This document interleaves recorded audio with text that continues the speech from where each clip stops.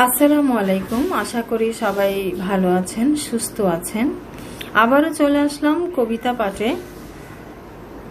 এবারে কবিতাটি যারা শিশু দর্শন করে হত্যা করে তাদের উদ্দেশ্যে লেখা, ভুল ত্রুটি ক্ষমা করবেন।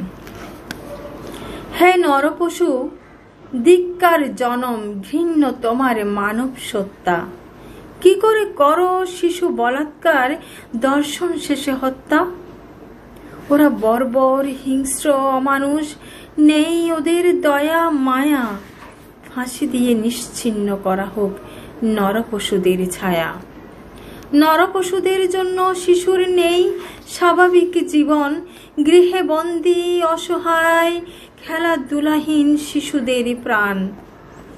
ঘুরে বেড়ায় ভদ্রবেশে পাপী নরপশুদের দল। স্রষ্টার বিচার হবেই, করবে যতই পাপ আড়াল। শিশুরা আগামী জাতির ভবিষ্যৎ, ওদের কচি মন যা দেখে তাই শিখে, এভাবে বাড়ে অপরাধী জন। গোপনে ছোট্ট প্রাণে করতে নেই ভীতি সঞ্চার। নিষ্পাপের সাথে অন্যায় কাঁপে আরো স্রষ্টার।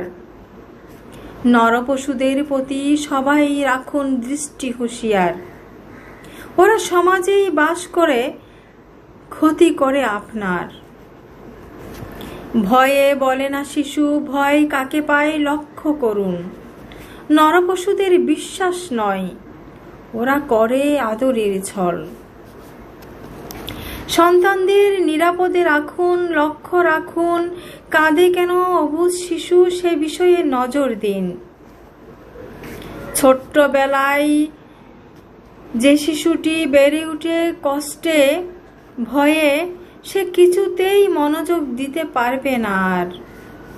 জীবন হয় তার বিষাদগ্রস্ত প্রতিবন্ধকতার।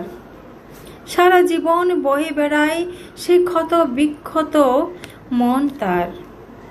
পশুদের চিহ্নিত করা উচিত সব পিতামাতার। সবখানে শিশুর নিরাপদ বেড়ে ওঠার পরিবেশ বড্ড দরকার। শিশুদের মারধর নয়, আদর স্নেহ তার অধিকার।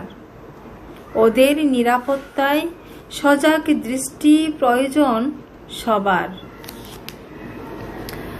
মূলত যেভাবে শিশু দর্শন, অত্যাচার এবং খুন বেড়ে গেছে, তাতে আমাদের শিশুরা খুবই অনিরাপদ একটা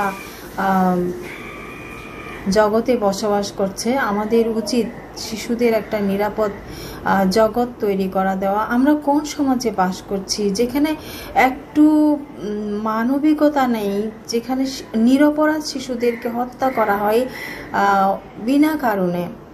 তাদের যে হত্যাকারী, তাদের কোনো রকম সাজা দেওয়া হচ্ছে না। এমনভাবে প্রকাশ্যে সাজা দেওয়া উচিত যেন দ্বিতীয়বার আর কোনো শিশু হত্যা না হয়। সেই বিষয়ে সরকারের দৃষ্টি আকর্ষণ করছি এবং কর্তৃপক্ষ, প্রশাসন যারা আছেন এবং জনসচেতনতা খুবই প্রয়োজন। আমরা যেখানে আছি সেখান থেকে আমাদের উচিত এটার প্রতি সচেতনতা তৈরি করা। আসসালামু আলাইকুম, ধন্যবাদ।